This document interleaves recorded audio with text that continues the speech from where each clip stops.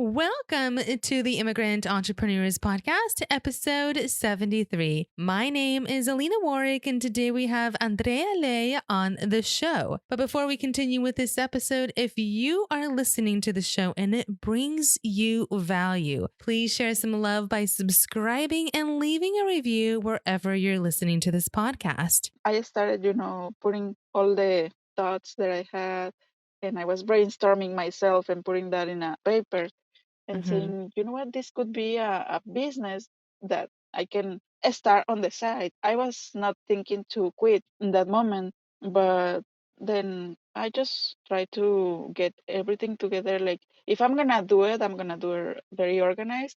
Andrea came to the United States at 30 years old because she had an opportunity to work in the States at her current IT company that she worked for back in Mexico. She initially thought she was only going for 1 year, but 8 years later, she was still in the States working for the same IT company. One rainy day, she was homesick and her mood was pretty gloomy. She remembered about the Mexican coffee that she used to drink back home and thought to herself, if only I had some Cafe de Olla, right now I would be much happier. She was missing her family and some true, authentic Mexican coffee. To her surprise, she couldn't find any Mexican coffee in her area. So for the next 2 years, she went on to research everything there was about the coffee business. She didn't have any business experience, so she was completely self-taught. She launched Olla Express Cafe on wheels in San Antonio, Texas, driving around in her fancy Volkswagen. So let's dive right in and hear all about her journey. Okay, Andrea, thank you so much for coming on the Immigrant Entrepreneurs Podcast. I truly appreciate your time and I'm so excited to hear all about your journey. So, welcome to the show. Thank you so much, Alina, for having me, and I'm also very, very excited. So, let's talk about your immigrant journey. Tell us where you're from and when did you come to the United States? Yeah, I'm from Guadalajara, Mexico. I came to the States in 2010. I guess it was not like the common immigrant story. My Okay. story started as an IT professional, and I was working in Mexico for an Indian company that was having a client here. So they requested some professionals in IT to work here in the headquarters in San Antonio. So my boss invited me, to be one of the first women to San Antonio and work with them directly with the clients. I accepted. I was 30, so at that time I didn't have any commitment. I was only thinking of my family, but they were okay. So it was good. And that's how I came to the US to work professionally for really big headquarters bank, and I was in the IT side, so I was doing some quality control on the software, and it was a great experience at the beginning, but then I spent so much time doing the same thing, but I quit on 2018 to pursue my own dream. Awesome. Thank you so much for sharing that. So, you were 30 years old when you came here. What was it like growing up in Mexico? It was really great. I had the privilege to be in a family that we never got any, like problems with education or the basic needs for a family. It was like I felt very happy. It was very happy to be in a freedom that I felt at that time was better than now. We used to go to the parks and play on the streets, like not thinking about any dangerous things or some people trying to do some things. And now it's a little bit dangerous to be, on the streets playing. But And why is that? because now the safety is not as it was before. But I always think that probably that is the same thinking that my mom has. Like when they were growing up, it was safer than when I was growing up. So it seems is just the generation thing, But I felt secure on the streets now. I guess also the technology is part of the changes. Now kids are playing more like inside, like not outdoors. They're indoors playing video games and with the iPad or things like that. Yeah. When I was there, we used to play, my sisters and I, like sports or any other game on the streets. Yeah, and I think that's very common. A lot of immigrants say that back in the day, a lot of kids were just out in the streets. And same thing in Russia, there's no indoor activities. Everything was outside. And even when it snowed, like all the kids were outside playing in the snow and creating their own sleds and just enjoying life. But nowadays, it's just like you said, iPads and cell phones and mobile devices, which is kind of sad. In any Mhm. case, so what kind of jobs did your parents have in Mexico? Oh, my dad worked in a transportation company. He used to drive when he was young, bus, the ones that are going through the cities. Then he scaled up and he was kind of coordinator or director of something in the offices. But he Okay. always was in the transportation business. And then he got his own bus and he got at the end, I guess, three of them, and it was good because it was smart of him that he can retire like he was 49. I guess it was What? amazing because it's usually like by your 60s you're retiring, but my dad was very smart doing the plans for his future and our future as a family. And Mhm. then he invested in taxi cabs. He got his own business at that time, with the buses and the taxi cabs. So from there and until now, he's just coordinating and managing his own business. The taxi cab business. Hmm. Wow, so your dad was an entrepreneur. That's awesome. And what about your mom? My mom is a housewife. She used to work in a pharmacy. She was like a director assistant. Okay.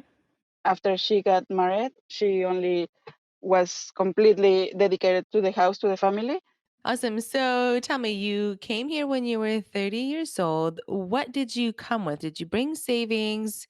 And what was that journey like for you? Well, when I finished my bachelor degree, I Okay. came to the US just to study English and to be, experiencing the US dream, let's say.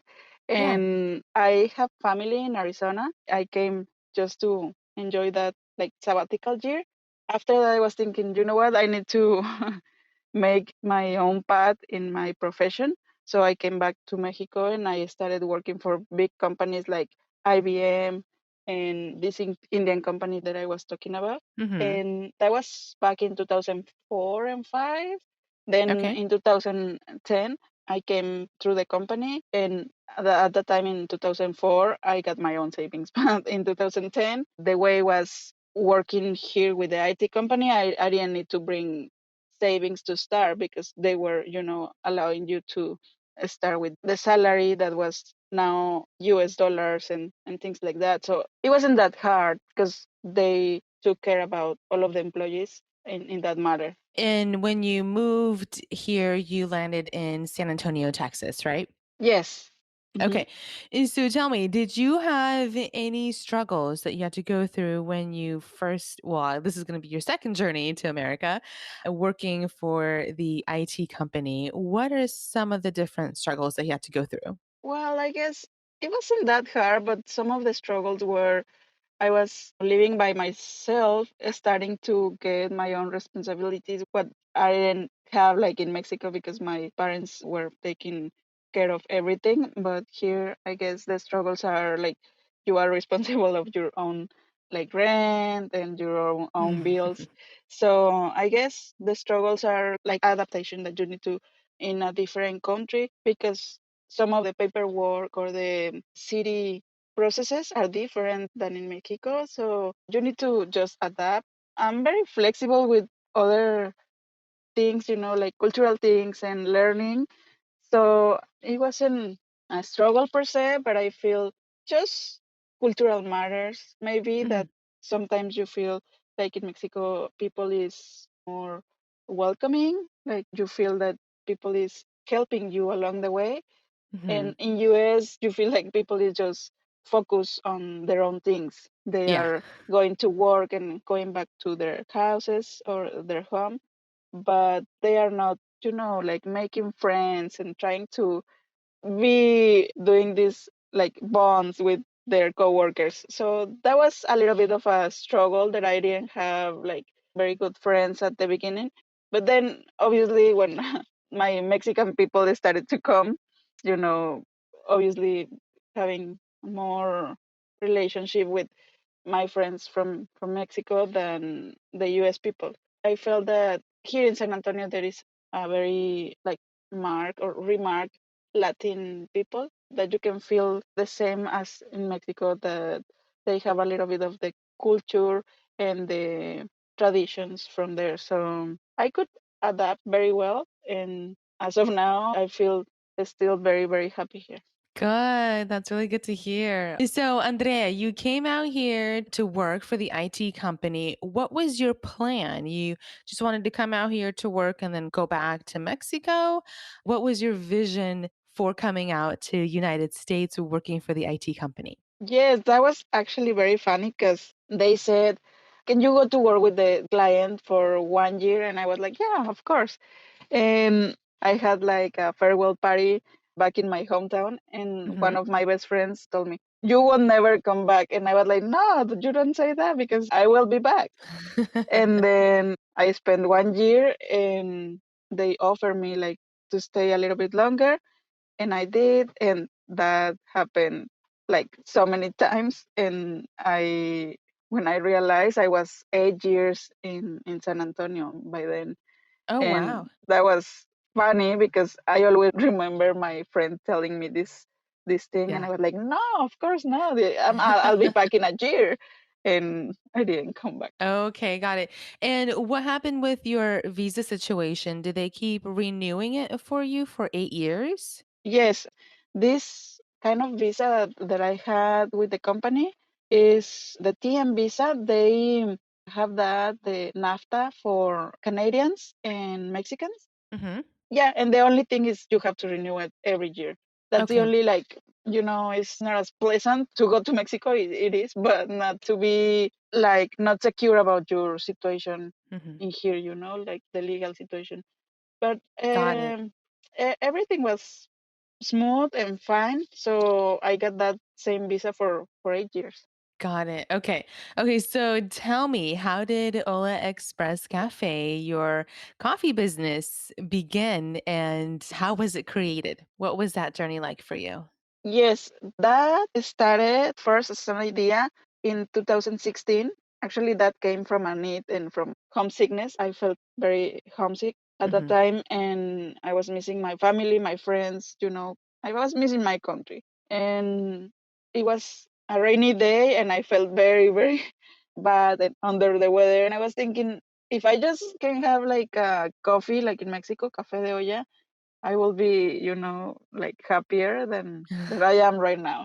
Aw. So the problem was that in here it wasn't a common thing, and you couldn't find Café de Olla in any of the coffee shops.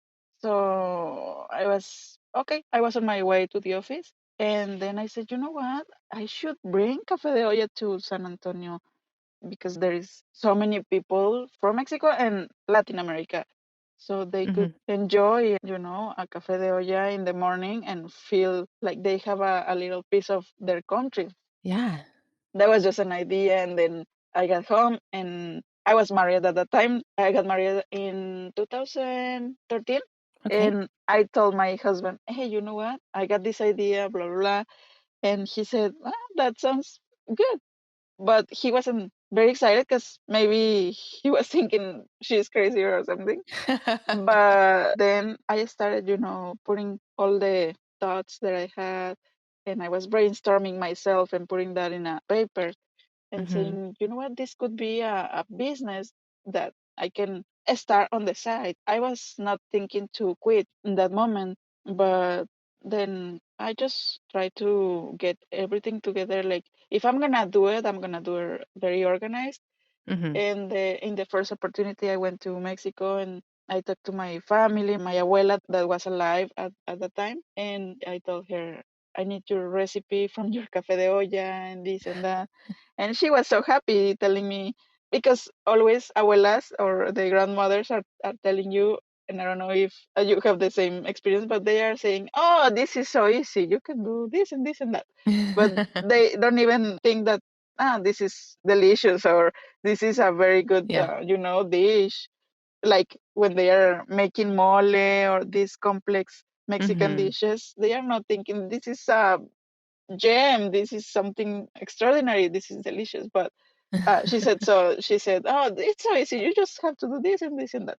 And I told her I'm gonna make a business and selling cafe de olla, and it's gonna have your name, like Cafe de Olla Valentina. And she said, haha, yeah, okay, okay. And I was like, you'll see. And that's where it started. And I I started learning or investigate researching myself about everything, like the basics of coffee and so many things that I needed to start my business plan. So you took So your grandmother's recipe. yes, and not Oh, that's only awesome. not only hers, but my husband's abuela as well, and some other friends. So it was great because you can gather all these recipes from your roots, your traditions. So that's how I came up with my menu. Mhm. And first, I started just experimenting and doing things at my house and giving a try to my friends or my coworkers, and they were like, oh, this is delicious, this is delicious. And I guess that was my motivation to continue developing my business plan and everything. Mhm. And I did that for 2 years. I went to farmers markets and events in the city, and my idea was to have a coffee truck in a Volkswagen bus, like very vintage, very retro, Mhm. because these abuelitas or grandmothers concept that I had, like this should be very traditional. And but I didn't have enough money at that time, and I didn't even think about have a loan or something. So I started saving, but also I was fan of the crowdfunding, like Kickstarter, Mhm. and I was like, maybe I can, put something together and start a campaign. And I did that at the end of 2016, and it was great because the rewards were very attractive, like from coffee to a trip to Mexico to know the cafetales coffee farm. Uh-huh. But that wasn't successful because I was not sure that that I was doing the right thing, because I guess for a Kickstarter campaign, you have to have a team working with you and doing a lot of promotion and Uh-huh. marketing and advertisement here and there. And I was just, very, very rookie to be doing that by myself. So that was a fail, but I learned a lot from that. So during this time, you were still working at the same IT company, right? Yes. So when you were going to the farmers markets and doing your research, were you already selling your coffee at these different farmers markets and events, or you were kind of just doing the research? First, I started just giving samples away, like just as research, let's say. But then I realized that they were enjoying the coffee. And that was maybe in August, September, that here in San Antonio is so hot. So I was like, maybe the people don't want coffee in this season. Mhm. So I started developing or experimenting with cold brew, and Mhm. I came up with cold brew de olla. And then one of my friends told me, you know what? I was brewing beer sometime in last year, and I have these lids and little like equipment to bottle beer. If you want, I can give you that, and you can start bottling your own coffee, your cold brew. And I was like, you know Oh, what? This wow. is a very good idea. So I started doing that and selling that in the farmers markets, and my friends as well, between them, like, you know what, I'm starting to sell cold brew. So if you wanna support and try, I was starting selling that, and that was very good. Yeah. So in the beginning, you were just giving it away for free. Yeah, little samples, Okay. and just trying to promote also my Kickstarter campaign to fund my coffee truck, just to start thinking seriously about it. Yeah. And so the Kickstarter campaign didn't work out. What did you do with your money to invest? How did you fund it in the beginning? As I didn't get the successful campaign of Kickstarter, I Uh-huh. said, you know what, I can use my savings. So I started seriously saving money, not just saving a little bit. I started like saving a lot of money to make it happen Mhm. because I was already very motivated. So I didn't want to just give up. That's how from 2017 to 18, I got all this money saved for that. I started going to small businesses administration Mhm. and the city resources that are here in San Antonio, like Lunch Say, an incubator from them that is called Breakfast and Lounge, and another company or another organization from the city that is Lip Fund. Mhm. And then they guide me on how the business plan should be and some of the financial strategies and all that. Also, they were offering business loans. And I was like, maybe it's something that I can do. But no, because I have my savings. I don't need to, like be in trouble because I was thinking Yeah. it's gonna be a problem instead of something beneficial for me. Mhm. But when was exactly? But the director from the Women's Business Center sent me an email and she said, you know what, there is an opportunity for you all to be getting a business loan with zero interest. So I was like, oh my God, that's actually very good. Mhm. So I applied for that and I got approved and then I got the money. How much money did you have saved? By that time, like maybe 15K. 15? Hmm. Okay, and then your business loan was how much? That was 25K. Got it. Okay. So with the money and no time, it was hard to, start like doing this seriously. So you got your business loan and you had $40,000. What did you do after that? That is a very good question. I started just worrying about am I spending the money but not doing something that is really making the difference. It's Mhm. just like you're just spending and not in a personal stuff or anything in the business, but it wasn't a difference, between spending my savings than I have this money to invest seriously and I'm not doing anything. But I didn't do anything because I didn't have time between my full-time job, my daughter at that time. I had my baby on 2015. Oh, wow. Actually, the business idea came up after my baby, so that was Oh, also a wow. funny story. But I was just thinking seriously to quit because I had the time. I mean, I had the money, but not the time. So I was Mhm. like, something is not going well, like, Mhm. and I'm not enjoying anymore my job, my 9 to 5 job. Just I was feeling like running in circles, like an infinite loop of not being happy. In 2018, I finally talked to my husband, and he was supporting me all the way. And he said, if you need to quit, just quit, and you have my support. But I didn't feel happy at all going again to the office. And I started just thinking seriously. And finally, I got what I needed, courage, Mhm. to quit and start working in my own dream, in my own business. And I did that. I finally got time to invest that money in my coffee truck and became reality in 2019 when I could open my coffee truck in February. Okay. Got it. So tell me, where did you find your Volkswagen and who fixed it up? It's so bright and blue and just looks so gorgeous. What is the story behind that?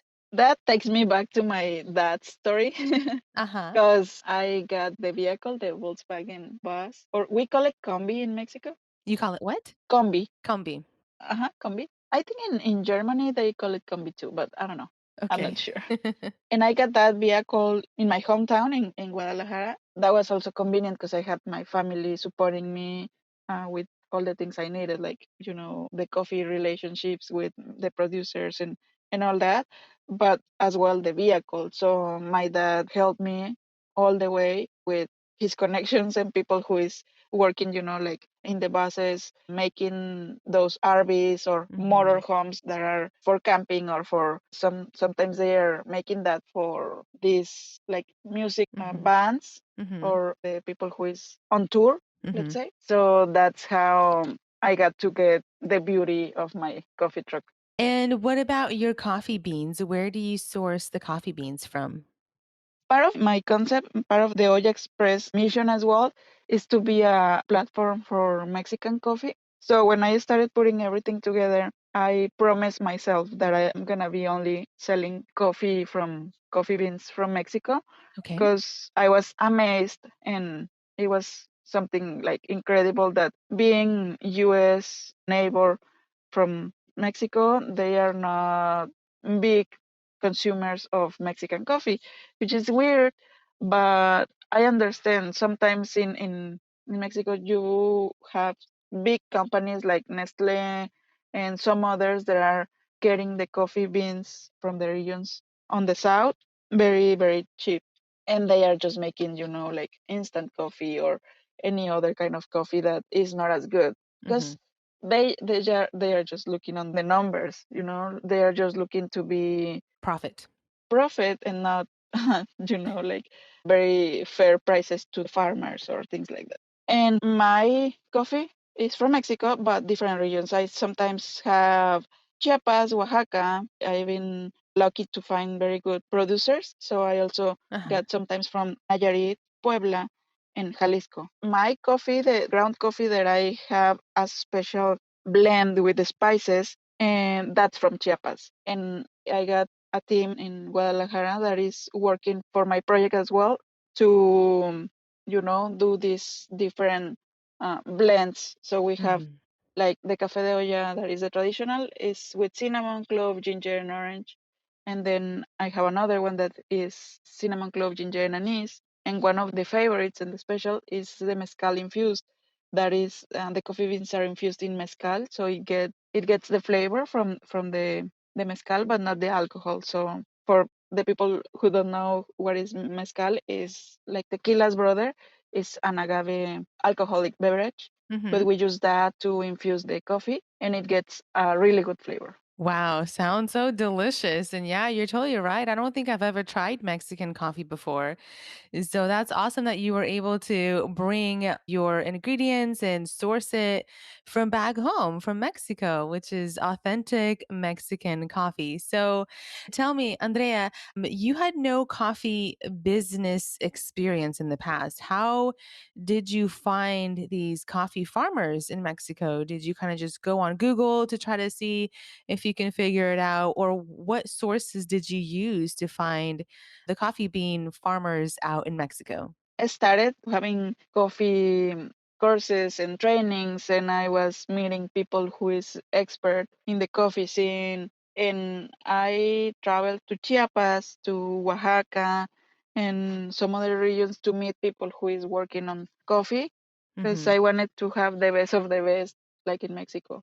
So not only for my blend, but also for my cafe de olla blend, but also for my espresso. Because in the coffee truck, you can get like in any coffee shop, like cappuccino, latte, cortado, americano, Mm-hmm. and for that whole coffee beans, I use remarkable or very well known brands from Mexico that I know they are working with the specialty coffee, very conscious and very professional, let's say. Like Mm-hmm. they are paying fair prices to the producers, but also they are having this high quality coffee. Mm-hmm. So my coffee is not just any other from Mexico. It's the best of the best. That's why I'm rotating different brands, because as I said, I want to be platform for that Mexican coffee that is not well known in US. Yeah, that's awesome.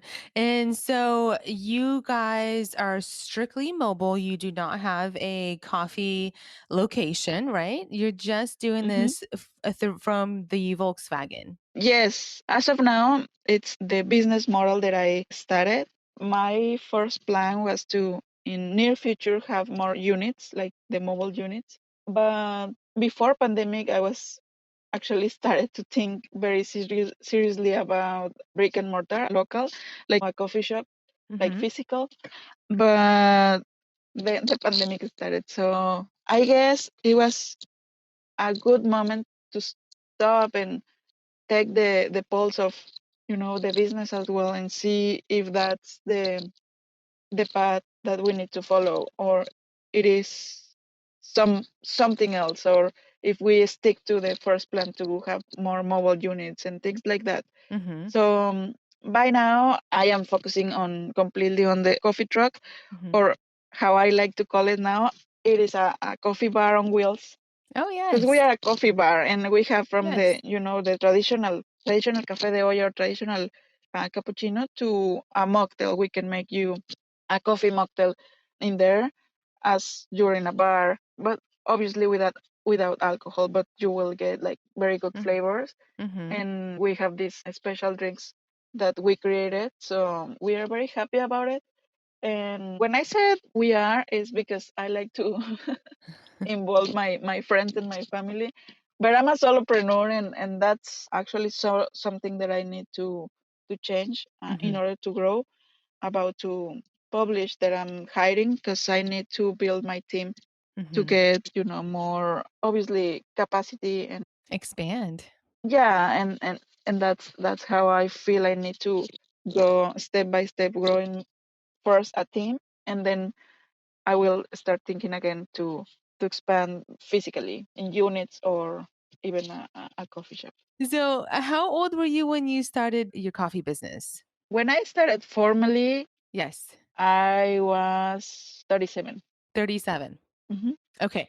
And so when you first launched, did you see customers right away? Did the business start growing instantaneously? I know you have an Instagram page and you're on social media. So I'm sure you were building a following while you were doing this research in the background for a couple of Hmm. years.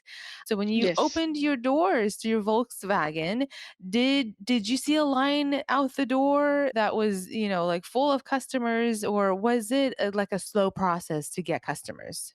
It was a good thing that I started on the farmers market. And the farmers market, I started my website. Mhm. Being in IT and having this IT mindset, I thought it is good if I started first my website and then online store. So by that time, I got so many people that knew about Olla Express Cafe, and that was in 2017. And then when I opened in 2019 the coffee truck, Mhm. I was having line actually because people were excited. Knew who you were. Yes, Yeah, it was that's good. awesome. And then my first plan was to be in different spots in the city, like rolling the city around. Yeah. But then I felt that they wanted to have like one spot.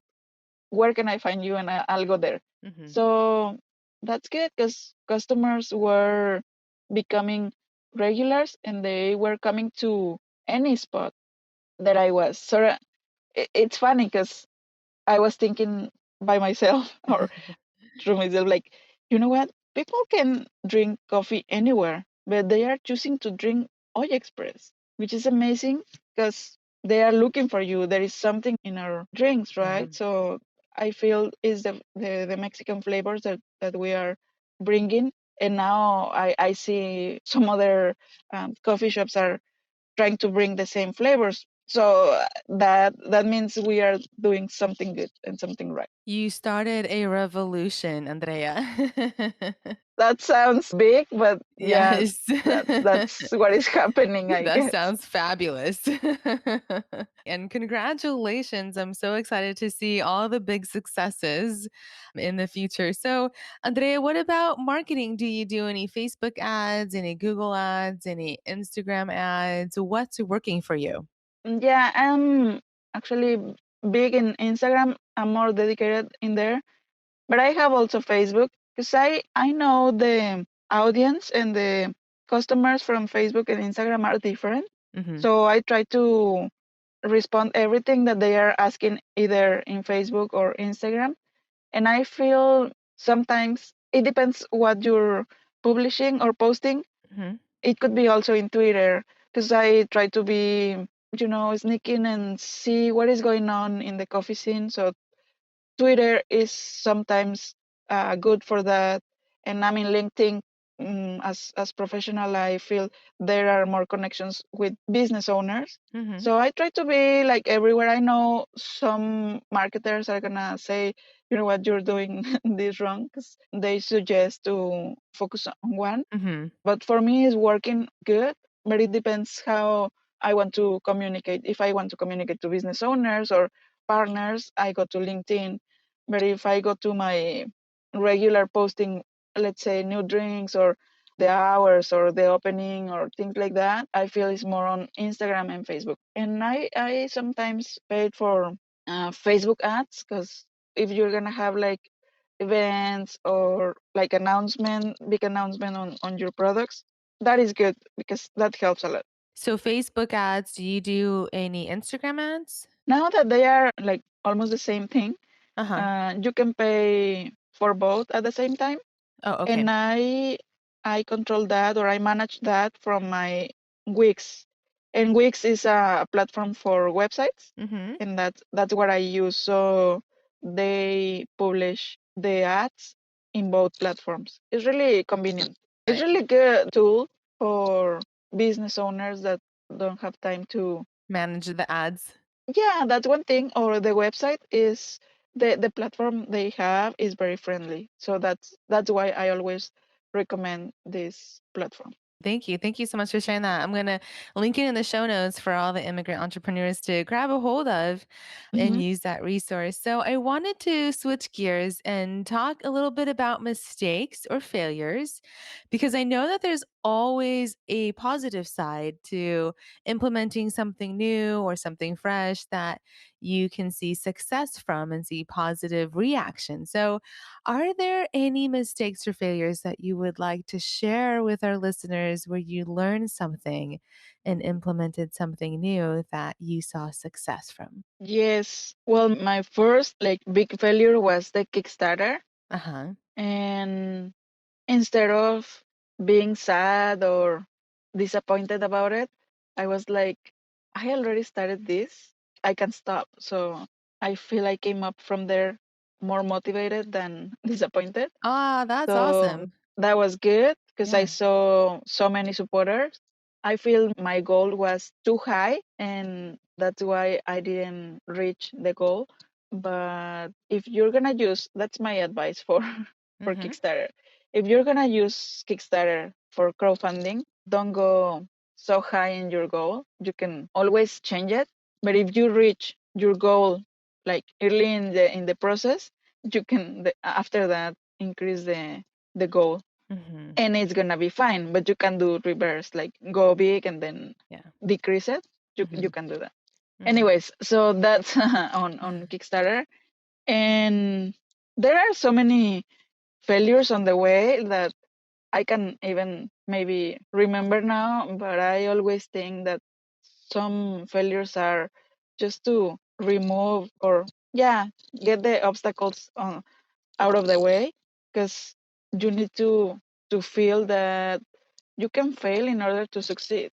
Mm-hmm. And that's perfect, because when you're having a successful event or a successful thing or product or whatever you're doing, you feel very happy. But sometimes you don't have that same ambition to go to the next. Instead, if you're failing, you have this ambition to just prove yourself that you can do it. Yes. And I love what you said is you can still fail to succeed or have the mistakes and then you can still succeed with that. And it's so refreshing to hear because like you mentioned, you could have, stopped at the Kickstarter failure and just go back to your 9 to 5, but you came out being so motivated and you kept on going forward and pursuing your dreams.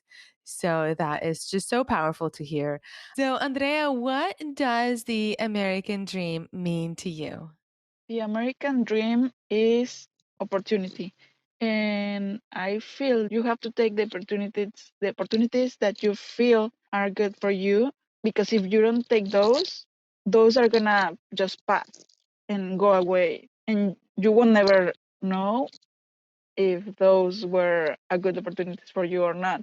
What I mean with this, maybe it's a, a words game, but I really feel that you have to try, because if you don't Mhm. try, you never know. You never experience either the failure or the success. So you have to take the opportunities when they are in front of you, or look for them, because sometimes you're not probably seeing clearly, but sometimes Mhm. opportunities are just there.